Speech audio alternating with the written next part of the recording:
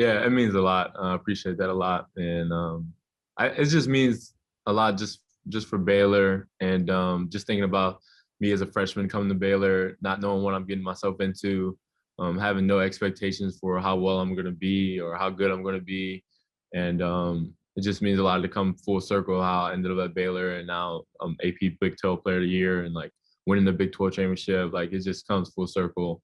And all these awards are just team awards. I wouldn't be here or gotten the award without my teammates. And y'all know the script. It's obvious how well my teammates just played with me and gave me confidence, coaches, and everything. So it's been nice. He always came in as very intelligent young man, high character, but spiritually he's just really grown to teaching Bible school, Sunday school class to second and third graders, to just how much he cares for others. His humility's gone to another level, his thoughtfulness. And I think all that's transpired on the court because as a freshman, he would tend to try to make the spectacular, the home run plays, and now he's a lot more consistent, hitting singles and doubles and improving the assist to turnover ratio, buying into what it takes to win. Offensively, he was always talented and gifted, but his defensive level of his intensity and communication and prowessness has just gone to another level, and he was recognized with that top 15 Naismith defensive list watch and first team all defensive team. So just his overall maturation, and he's a special young man. It definitely adds a little motivation, and I think it also lifts me from what other people are trying to say about me and what people think about me.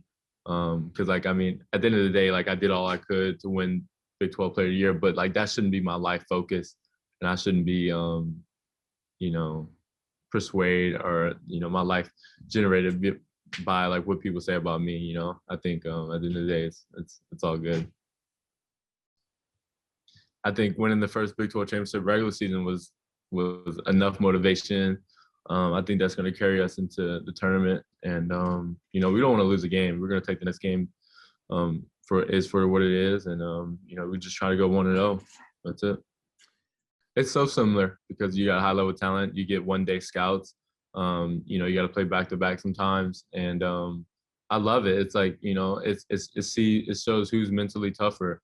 What team is going to lock in? What team is going to take every possession seriously? And it's fun. It's like AAU basketball, and then all the way up to championship Sunday, and that's what it reminds me of the most. And like you said, the Big 12 tournament is getting us ready, and it should be exciting. Yeah, I think it's the most sacrificial group of guys I've been around. When I say sacrificial, sacrificing their time to be in the gym to be better for the team, sacrificing stats for the betterment of the team. Just sacrificing egos, and that's a hard thing to do amongst 20, 21-year-old men. Like everybody's worried about what they're trying to do and what they're trying to do in life, and everybody across the board has to sacrifice something, and we've all done that. And we win awards and stuff like that, and nobody's looking at anybody side-eyed. Everybody's just like, congratulations, and we're upset when people don't get what they deserve and things of that. So it's truly a blessing to be around these group of guys. We're not perfect for sure, but I think our defense could get a little bit better. It hasn't been playing as what we want to. I think we made some strides last game against Texas Tech, but I don't think our defense is there quite yet. I think when you win so many games, the fear of losing just creeps in. I know it does for me. When I see the game up 4 with like 5 minutes left, it's just a little too close for my spirit, and I think that runs throughout the whole team. And whenever we're playing a game and we kind of get lackadaisical, and then the score gets tight, everybody's just like, oh no, we can't lose. Like what's the most important is winning, and I think that kicks in throughout everybody. Well, first and foremost, he sets the tone because he's out front, and you see someone playing hard, you play hard. The other thing is the more ball pressure, it's harder for teams to get into their offense. Very similar to a pass rush in football, right? If you're always after the quarterback, he's not as accurate. And I mean, if passes are off time, off target, they don't get as many good looks. And that allows people also to recover that are getting around screens or guarding other guys, so they're not in long closeout situations. It's really high level elite matchup. I remember my freshman year where I was like, man, I can't believe this is what I got myself into. I didn't think I was going to be able to play. Like, I had more confidence going into the games than I did going into practice, because I knew, nobody was as good as Davion. And I think that definitely came full circle how good I am today. And yeah, so I think now it's a lot more, it's a lot easier. And it's fair. It's more fair this time around their practice these days. And that's what makes us a great team, is just everyone's game continues to evolve and improve. And I think everybody's better all around. And first, we were talking about Jared a second ago, and the area that he's most improved has been on the defensive end. And Davion was a tremendous defensive player, and now he's just as dangerous on the offensive end. So I think all our guys have continued to improve because of their work ethic. And I mean, Maceo, I heard a stat that person he was guarding was shooting 17% from the field this year. So, I mean, just across the board, everybody has worked hard to improve their game, which improves our team. I think fresh legs, maybe he's helped with the shooting.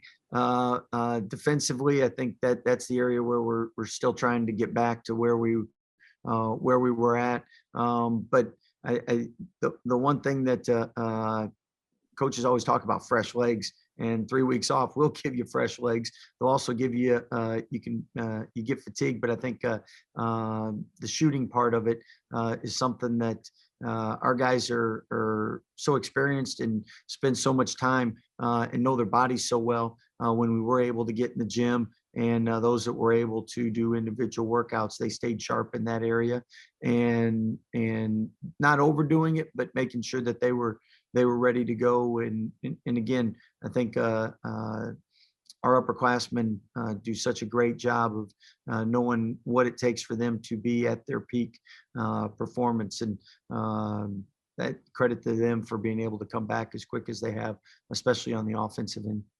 It moves so quick from the standpoint we're meeting, preparing to go to practice for a shoot around for the game that day. And then we get the call, there is no game, tournament's canceled.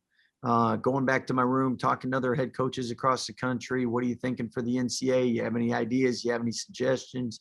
And then boom, tournament's canceled. Trying to round up the guys to have one last team meeting, show appreciation for the seniors and everything they've done and accomplished. Make sure we're set to get back, keep everybody safe.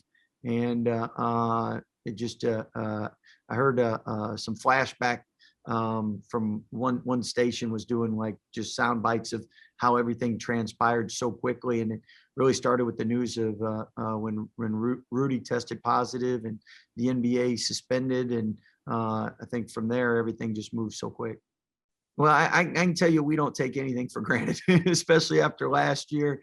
And with this year, how games get scheduled, canceled, and how quick COVID can show up. So I know coaches are more happy this year when the ball's tipped than ever before. So definitely my prayers is all the people work so hard all year long have an opportunity to play in these tournaments and the NCAA tournaments.